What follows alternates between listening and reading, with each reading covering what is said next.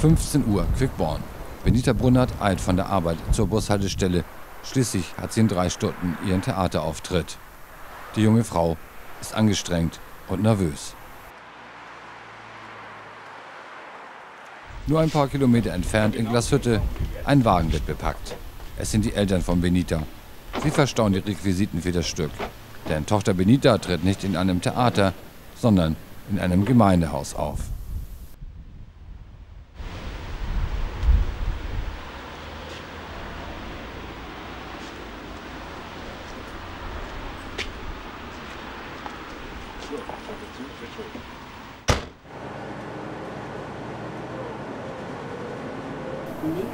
Benita sitzt immer noch im Bus, übt ihre schlimmste Passage.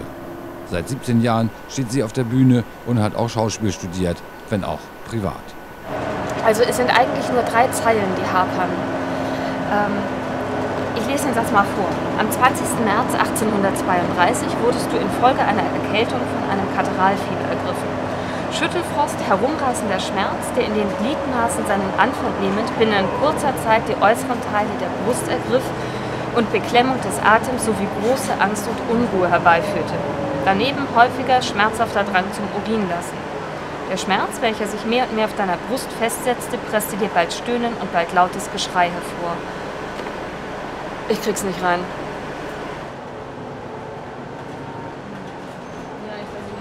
Bist du schon da? Okay, dann brauchst du ja auch noch ein bisschen. Ja, vielleicht kommen wir sogar relativ zeitgleich an. Okay, gut, bis gleich. Jo, tschüss. Technik? Das ist die Technik. Hat mir gerade erzählt, dass sie jetzt Langmar Nord ist und ja, so in etwa 3:45 Garstedt ankommt, ja. Und da werden wir uns dann treffen, dass ich ihn mit zum Veranstaltungsort schleppe. Nächste Ich frage mich Haltestelle. immer, warum der diesen Job Heidberg. überhaupt macht. So viel Aufwand. Bringt immer seine eigene Technik mit, Gott sei Dank, sonst hätte ich ein Problem. Und kriegt so lausig bezahlt. Der ist toll. Warum machst du das? Warum ich das mache? Aus Spaß, Idealismus, gerade den Goethe-Abend, ja auch aus Liebe zur deutschen Sprache, weil die eigentlich sehr, sehr schön und sehr poetisch ist und die immer mehr verkommt. Und das ist eigentlich schade, weil, ja, auch aus Liebe zu Goethe. Der ist nämlich sehr, sehr viel spannender. Es ist nicht einfach nur ein Faust und langweilig, sondern der hat eine ganze Menge zu sagen. Auch Sachen, die auch noch heute hochaktuell sind. Und wie aktuell diese Dinge sind, das wirst du dann selber nachher beim Stück merken. Ich habe das hier nochmal aktualisiert. Ja, ist spannend. Und man kriegt auch viel zurück vom Publikum.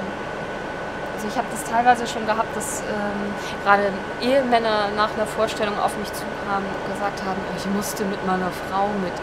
Aber eigentlich war es toll. Der ist ja gar nicht langweilig. Und genau das bestätigen, was ich versuche, immer den Leuten zu vermitteln. Das ist toll, das macht Spaß. Mittlerweile haben die Eltern die Shalom-Gemeinde erreicht. Sofort beginnen sie mit dem Auspacken und dem Aufbau der Bühne.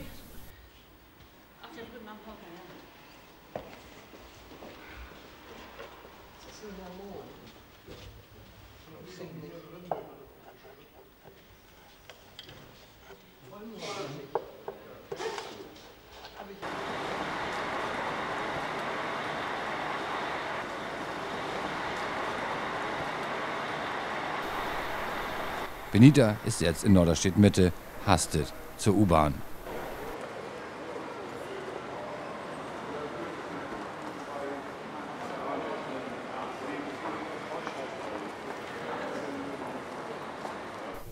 Während Benita noch in der U-Bahn sitzt, baut Bühnentechniker Jürgen das Licht auf.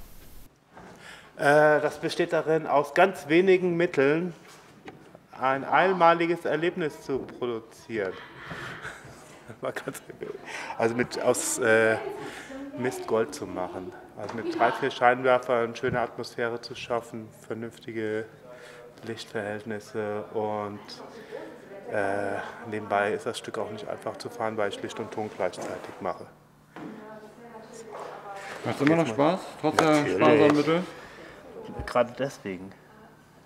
Wenn man so einem großen Theater ist, da kriegt man ja alles sozusagen vor die Nase gesetzt. Und am besten noch einen Techniker, der... Was ist das denn? Verboten. Am besten noch einen Techniker, der einem alles einrichtet und so. Und das habe ich lang genug gehabt. So.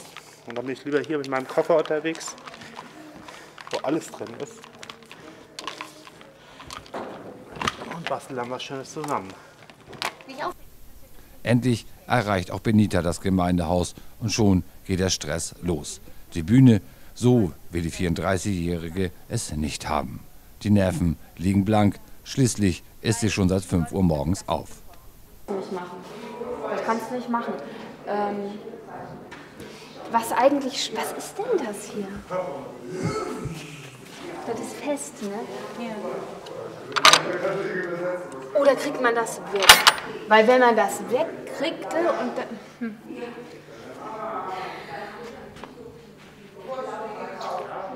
Dass es nicht sehr viel Tiefe ist, aber wir hatten das schon mal... Ach Gott, ich hatte schon mal noch weniger Platz. Aber eigentlich wäre es gut, wenn man dieses Podest hier noch ein bisschen... Also so 1 Meter mehr wäre schon toll an Tiefe, weil ich dann einfach besser spielen kann. Die habe ich nachher so mittig hier stehen, weil da eine Goethe-Maske hinkommt. Ja, nee, das ist in Ordnung. Dadurch geht mir so ein bisschen Tiefe Ich bin so ein bisschen erstaunt, dass, oder waren Sie das gar nicht, dass die Vorhänge so zur Mitte gezogen sind? Weil ich finde es immer sehr störend, wenn der Blick auf diese Büros da hinten immer so freigegeben ist. Ja, nee, die können gar nicht zu. Das sieht natürlich schicker aus, das ist keine Frage. Ah ja. Nee. Ja, Mir ging es jetzt erstmal so grundsätzlich um den Aufbau. Nee, aber wenn wir die noch verschieben können, dann habe ich, glaube ich, lieber hier vorne noch ein bisschen Tiefe. Das ist schicker und... Bringt der Pastor die Hilfe, schafft Benita es, auf einer echten Bühne zu spielen, muss sie improvisieren?